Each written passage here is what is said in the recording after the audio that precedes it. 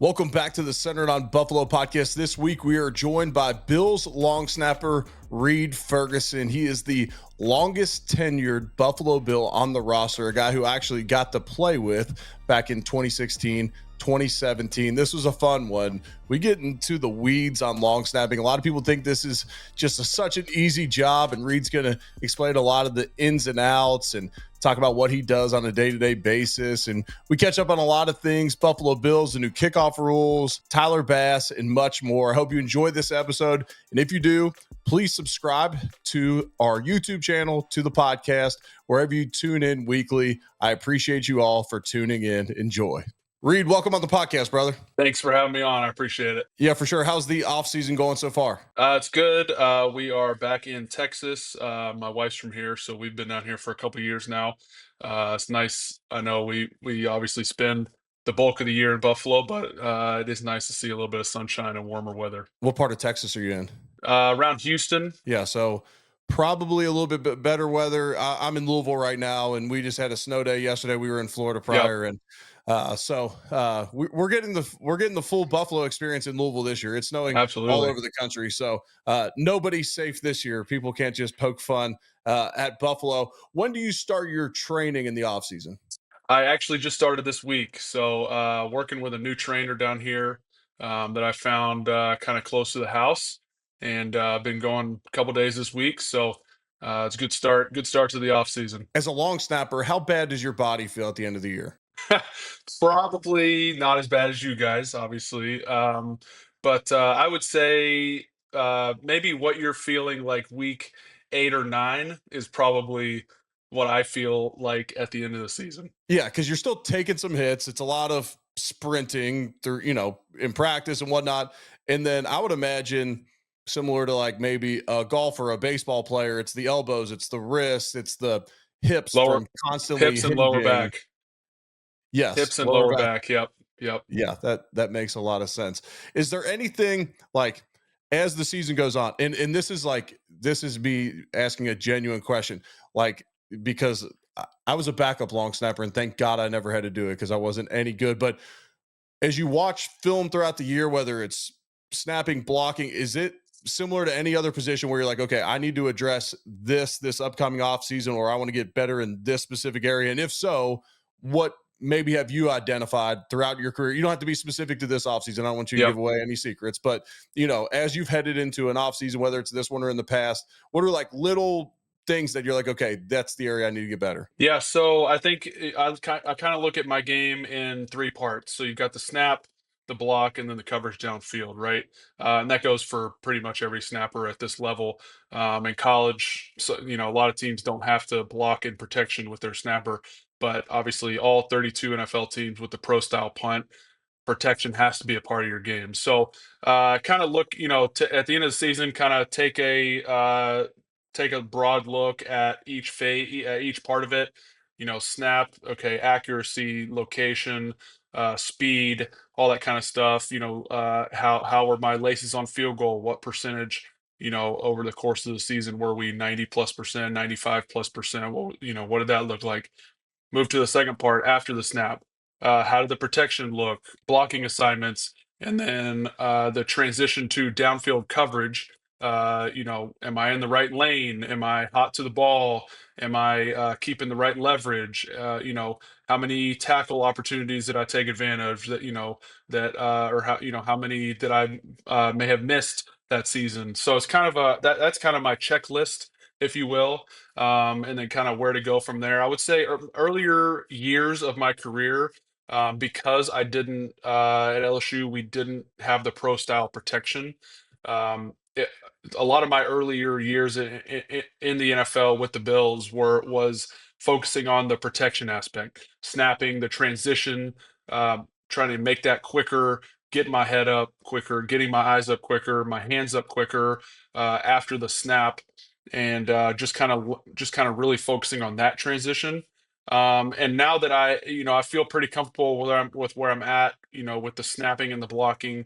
It's past couple years I've really been focusing on the downfield stuff. training a little bit like a linebacker because that's what you kind of turn into.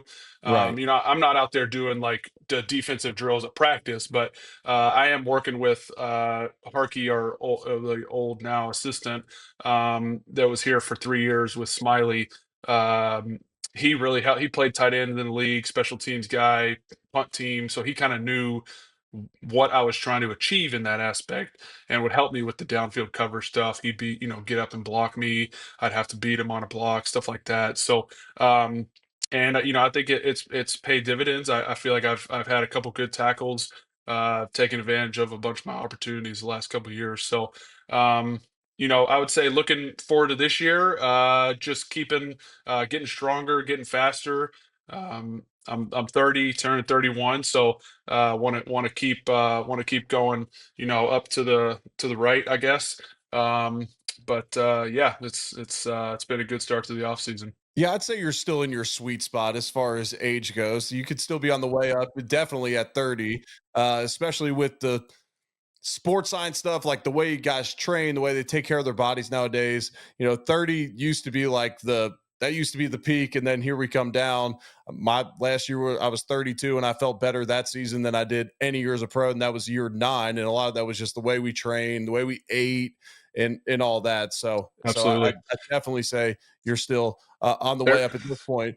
there's a couple snappers that are there's three guys I think that are 39, 39, maybe approaching 40, that are still playing. So if I could sneak out another 9 or 10 years, that'd be fantastic. That'd be good. I guess the pension caps at does the pension cap at 10 or no? Oh, Did I that's a make that great. up? I haven't looked at it in a while. That's a great question. I was gonna say because you get 20 years in, that pension will be a lot. I want to Everyone know always what Tom complains Brady's about the pension pension. You'll be is. the one guy not complaining about the pension. Right, right, right. Exactly. What'd you think of the new dynamic kickoff rule this year? I really liked it. I thought it was I know that probably differs from what a lot of the fans or the viewers probably think. But I liked it. I thought it brought a different aspect to the game. That's 6 or 7 more plays, and sometimes more than that if there's a high scoring game. But that's a handful more special teams plays that you have to pay attention to and you have to study for. Um, and I before the season, I don't remember when it was. I was watching something. It may have been on ESPN or something. It was talking about it was a special. They were doing a special about there was this guy that basically kind of spearheaded creating this new kickoff rule. It started, I guess, in the XFL, and then they kind of modified it to the NFL last year. But he basically was explaining it as if it is sort of a designed running play, right? You Right. kind of have, the ball catcher is, 20, 25 yards behind, wherever the front line. But if you look at a lot of the blocking schemes, you got pullers, you got double teams, you got all this kind of stuff. And it's it's the theoretically turns into some kind of rushing, running offensive play. And I think, I tried to keep that in mind as I watched film throughout the season. And I think you really saw you saw a lot of coaches get pretty creative with, sometimes, a lot of double teams, overloading one way or the other. A lot of teams, sometimes would scheme up and just let a couple of kickoff team guys run free to have extra blockers on somebody else. So it was really fascinating. A lot of good returns, a lot of good tackles as well from the kickoff team. So yeah, I thought it was pretty interesting, pretty much all around. Yeah, I did too. I had a conversation with Roger Goodell about it early in the season. He was happy with it. He wasn't as happy with how many teams were still just accepting touchbacks. He wasn't happy with how many teams were still kicking it off in the end zone. He thought the 30 would be enough of a detriment that they would want to kick it Sure. into the landing zone to create a return. I know early on, one of my biggest things about it was from a fan perspective or a broadcast perspective. We're so used to the kickoff team running down, you have the boom of the kick and the stadium erupts, and it didn't quite have that, especially in the preseason, Yeah. which you don't always have it, but fans adjusted to it as well. When I first came into the league, if you got put on kickoff return and you are part of the wedge, I mean, just sign yourself up for time in the training room that year because you're Yep. going to be Yep. injured. You're likely going to be concussed. The guys that were running down, there was guys that were just simply called wedge Wedge breakers that busters. didn't Yep. even Yep. necessarily have a role on the team. They were like, they were special teams specific, but they didn't even have a position. They were just wedge busters. And so Exactly. that needed to be taken out of the game because guys got so fast and big and strong. And it is interesting how it is a lot of times like a run play nowadays where I'm looking down from the booth where I'm like, oh, they're leaving the backside completely unblocked. This is like an inside zone left play, or this guy's looping around on the return. This is like a power play with a puller. And Yep. it's interesting to see how different teams, we're not necessarily taking our punt returner Condrington and putting back there. We might, but a lot of times it's Ray Davis or Ty. It's just interesting to me to see how it's evolved. It'll be interesting to see if they tweak it this offseason, but I do think that when they move the kickoff up, that it's simply just incentivized teams to just boot it out the back of the end zone, and they're Hmm. just it wasn't an exciting play anymore to take. It took too much special teams out of it. When you looked at Tyler Bass, obviously a couple of postseasons ago he struggled, didn't fully rebound from it, but then he finished this season strong, had an awesome second half of the season. Was great to see him open up about this in the media as well, just saying, look, it's tough as a kicker when you're in your own head. It's extremely tough. Most listeners have either played golf or played an individual sport where you're on an island, and if you're in your own head, it is what it is. But it was awesome to see him rebound because he truly is a weapon when he's on. Was there any specific moment that you saw it, click again for him, or where he got that confidence back? Yeah, I think the first moment that comes to mind, I think, is that Miami game in Week Oh, 9, yeah. with the 61-yard game winner. Kind of up and down, like you said, till that point.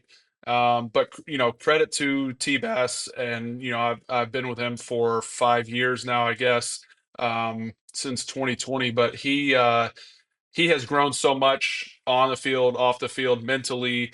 That taking care of that side of his game to where he was able to overcome. Because and we've talked about it. That Chiefs playoff game is tough. That is something that's very hard to get over. Mhm. The charity that he works for, obviously something very good came out of it. But you obviously never want to see that happen, especially to your own team, right? So difficult to kind of hump to get over, especially your first home opener. You're like, okay, you kind of just want to get the monkey off the back, sort of thing. So I think that Miami game really helped kind of really push him over and say, like, all right, screw it, this is my job, like, let's go take this thing all the way. And I think the second half of his season and in the playoffs, I'm pretty sure he was perfect. Mhm. I think he did a great job of kind of making a statement and saying, like, this is who I am. So he made a lot of big kicks for us down the stretch, a lot of big kicks in the playoffs, a couple big kicks there in that Chiefs game and the championship game. So, um, kudos to Tyler and how he handled himself for sure. Yeah, absolutely. And look, I defend kickers that kick in Buffalo as well. It's tough. It's a spiraling wind. It's outdoors. It's cold. The ball's not going to fly as far. You have to be mentally tough just to simply sign up for that job. And I understand he was drafted. I get that, but he re-signed in Buffalo. He could have went off to greener pastures or indoor pastures at some point, and you likely have a much higher career percentage just based upon the elements. Now, Hmm. in 2 seasons, he'll have um, wind confusion in the new Highmark Stadium that is True. supposed That to is cut true. all the wind, still be outdoors, but natural grass surface, heated field. So he might be able to get some easier conditions here in a couple seasons. Want to give a quick shout out to our podcast friends over at Waterboy. Incredible hydration line. Have you tried them yet or heard of them yet? I've heard of them, have not tried them yet. Okay, we'll get you some set. This is my favorite. It's the workout hydration. It comes with some glutamine. It's got no sugar in it. It's a clean product. It's the cleanest of all the electrolyte powders that I've tried. So we'll get you some sent to your Good house. to know. Listeners Appreciate in that. the description, use the link, use code Ericwood, and you get 20% off. All right, so you got a new coach coming up this year, a new special teams coordinator, and Chris Tabor. Have you met him before? Just in pregame, pregame warmups. I think I met him when he was playing. He was coaching in Chicago 2 year. I guess it was, yeah, 2 years ago. When we played there, it was like -30 or something, Yeah, the like ice super ball. cold. Christmas game, the Christmas Eve game. Yeah. I think that was 23. So that was the last time I think that I had seen him, because I think he didn't coach last season. So would have been 2 years ago. But I've met him a couple times. Seems like a super nice guy. I've heard great things about him. Yeah. So whenever we would get a new offensive line coach or head coach or offensive coordinator, I would reach out to guys who have played for him. Have you done that yet to check in with guys like, hey, what's Chris like in the building on a day to day basis? I have not yet. I don't know if he's reached out to any of the guys. I know that the Bills haven't made it. I don't know if they've made it official or not. I know I obviously saw the rumors last week, but I have not talked to Coach Tabor yet. Gotcha. So it's been my observation recently that Sean McDermott looks looser around the team, looser on um, uniform rules, apparel that is worn to walkthroughs and practices. Is that naive of me, or is that real that McDermott is a little bit looser nowadays? I would say from the time you were here, he's probably eased up a little bit. Yes, we're not Gotcha. wearing suits on the plane anymore. Polo shirts to meetings on the road. That was so funny. You had to wear a polo shirt to meetings on the road, but you didn't have to wear like slacks or golf shorts or anything. So most guys would just pack a polo, wear their normal gym shorts, and then put the polo on for the meetings and then take it off. I understand what you were doing, coach. We love you. And I love to give you a hard time, but that was a dumb one. I was just shocked when I came to one of the walkthroughs this year. And obviously, Mac Hollins has started to tread with barefoot um, the barefoot mafia that he's got going with Definitely. everyone copying in that. But I didn't think McDermott would ever allow that at walkthroughs, especially the day before the game. But it was amazing to see everyone out there barefoot. Yeah, I think I mean the barefoot and walkthrough thing started way back in training camp. So it had been, I don't know which walkthrough specifically you're speaking of, but it was sometime during the season. It had been going on for at least a couple months by then. So but he was doing it, gosh, signed him back in free agency last year. So I think he was barefooting it back during OTAs last year. Gotcha. Who's the toughest guy you've ever had to block on a punt in your career? Oh my goodness.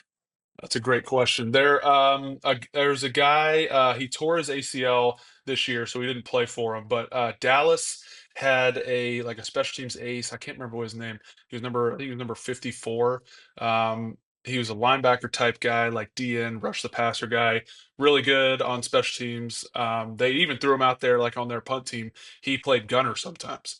So Wow. yeah, sort of like Dorian Williams, but maybe I think he was like a little bigger than Dorian. So imagine like a guy like that out at the gunner position, Right. and like really he was like excelled at it. So I can't remember what his name was, but I should remember. But I Well, know the that just Cowboys. gives, Cowboys 54 is who I watched on film. So that's well, I don't.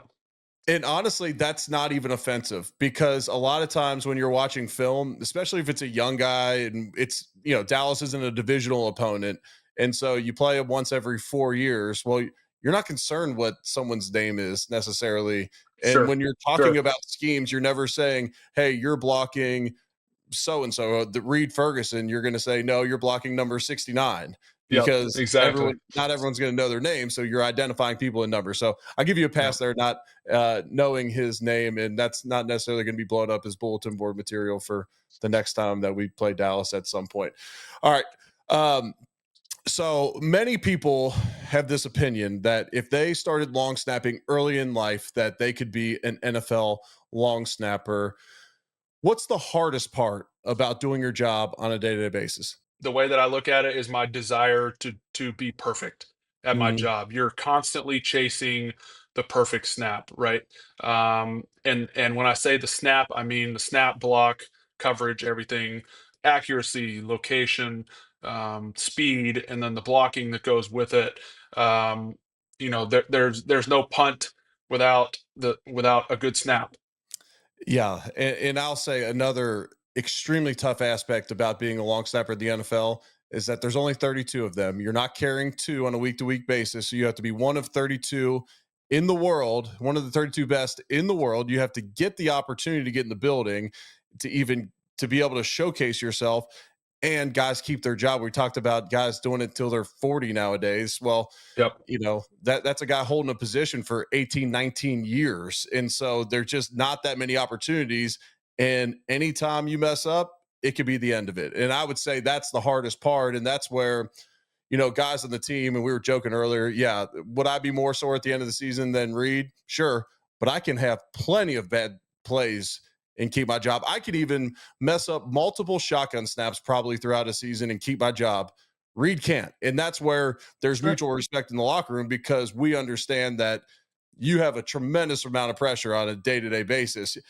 I mean, heck, if you messed up enough times at practice, you're probably not going to, they probably Yep. would say, That's well, true. I don't know if we can continue to trust this guy to even go to the game. So you could lose your Right. job on a Wednesday. And so That's right. we have a ton of respect for that. And as you were describing, trying to chase the perfect snap, what made me think of this as well is you think about your parents raising two NFL long snappers, and yes, there's a build there. Yes, you got to have some size and strength and whatnot, but it's also raising two kids with tremendous attention to detail because you have to have that to be an NFL long snapper. Is that Definitely. maybe the secret sauce that your parents instilled in you guys? I think that definitely is a huge factor and was a huge factor in our early years of snapping and learning the position. And like I said, it's we treat it like an art form because like I said, it's such a technical position. Your form is the first thing that's going to affect the play, the rest of the snap itself. If you line up and your foot, your feet are a little off, off kilter one way, an inch here, and we always say an inch, like if when you're raising and lowering your butt on the snap, if you lower it an inch, it's a foot at the punter, right? So like these little minute details in your technique could have a bigger effect after you're throwing the ball behind you for 15 yards. So Yeah, and I'm only snapping to 5 yards at the center, so an inch is only 4 inches. It's a third of the sure, distance, and so 4 inches isn't going to be anything that the quarterback can't catch. A foot could be over a punter's head sure. or could be hitting the ground. So that's super interesting. Glad you brought that up. All right, couple fan questions. Yep. One was in an emergency situation, could you play center in a game? That I promise you, this question comes up like every year, like in training camp when they're like, "Hey, you getting a couple reps, during training camp?" And I get asked at every golf tournament if I was also the long snapper. So it Sure, goes both sure, ways. yeah. They're like people who have no idea. God bless them. They're like, "Do you snap to Josh Allen?" I'm like, "Nope, that's a different guy. He weighs like 80 more pounds than I do." So, Right. um, the I feel like that's a great question. I want to say yes, but I don't think so. Just because of the size. I like the I don't know if I self-confidence. could block a D tackle like on my own. Uh, maybe I could maybe help on like a double team. Like Yeah, we'd have if to it was cut. me and Cybo against somebody, I feel like I could help a little bit. I could definitely do the snap. I can get the snap down and then just have Josh run like 10 yards backwards and then throw it.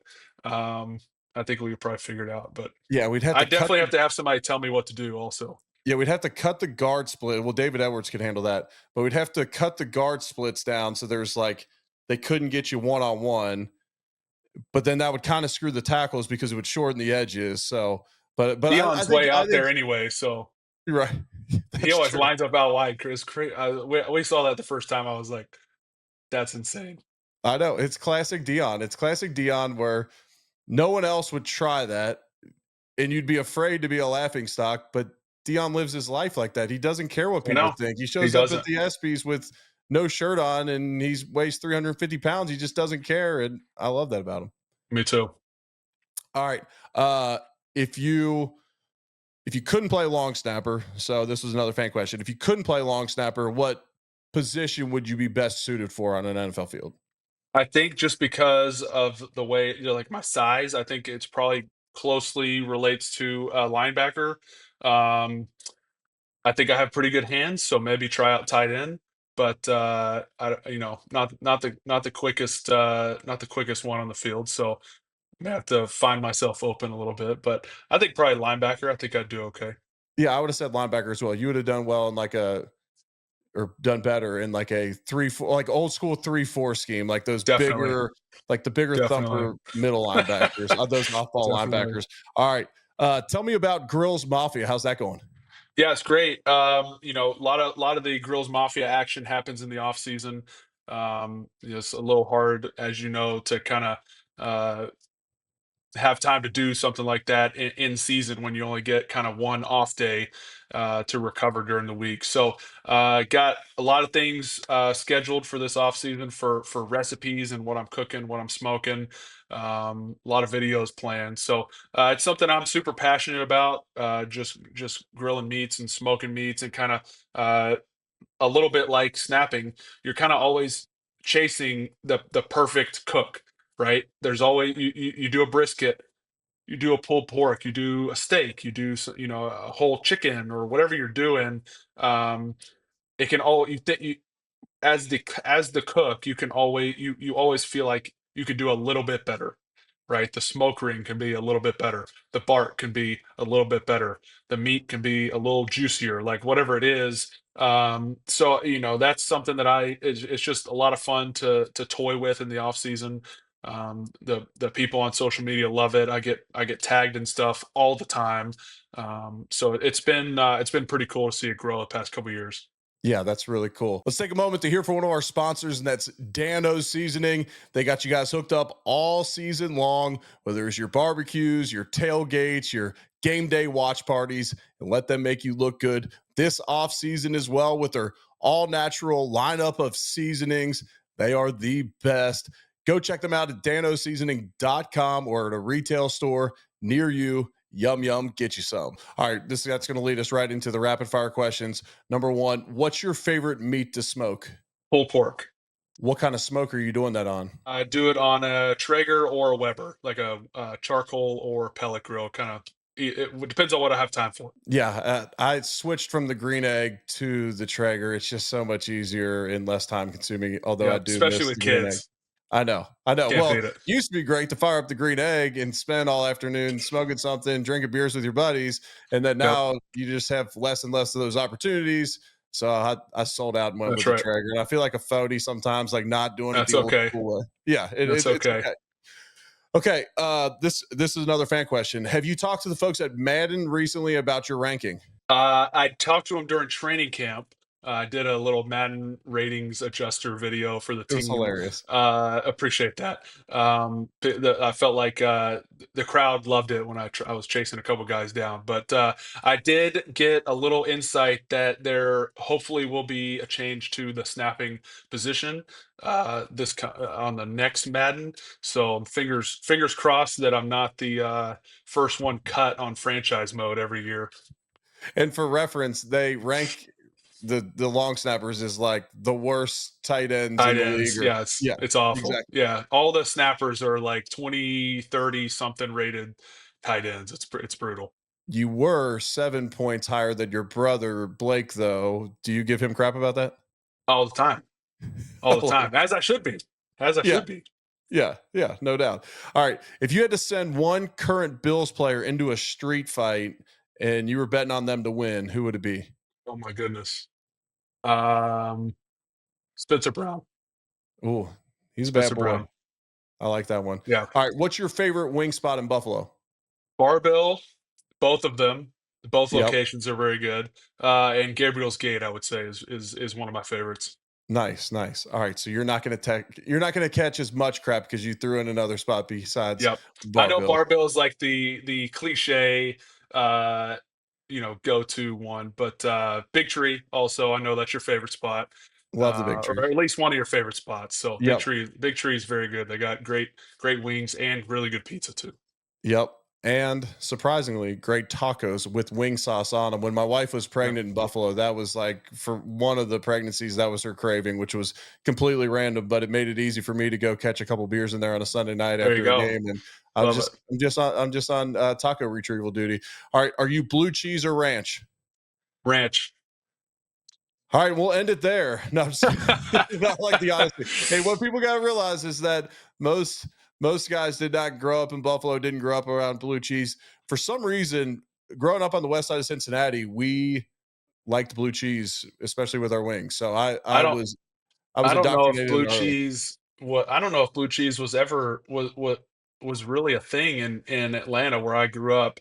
My wife likes it. My kids like blue cheese, but uh, personally not a fan. All right, we'll give you a pass. All right, last one Yes. is: did you kill that deer on your wall behind you? Sure did. 12 pointer. Oh, over here. Nice. That's a good one. That's a good Yep, one. appreciate it. Awesome, man. Well, I appreciate the time. Have a great off season. I lied. Last one now. You got any travel plans coming up? Going to Hawaii for rep meetings, but Good for you. so go to Hawaii for the first time. Looking forward to that. Try to plan some cool stuff to do. But yeah, Erica and I are excited to go out there and do that for a couple days. That was me and my wife's first time to Hawaii as well. We didn't have kids at the time, but I turned 30 out there, I think. And I jumped off. I like snorkeled out to like this cliff. It wasn't like that big of a deal, but it was something adventurous. But you snorkel out to this cliff, and it's like so much salt water that you just float as you're out going out there. It's not like a super hard swim out there, and then you climb up to the top. And I jumped off this cliff. That was pretty fun. I All right, wanted to give I'll take surfing a shot, notes. but I didn't like my chances, so gave that one up. Played a little golf, but it's fun. You all enjoy it. Noted. Awesome, man. Thanks again. Cool. Absolutely.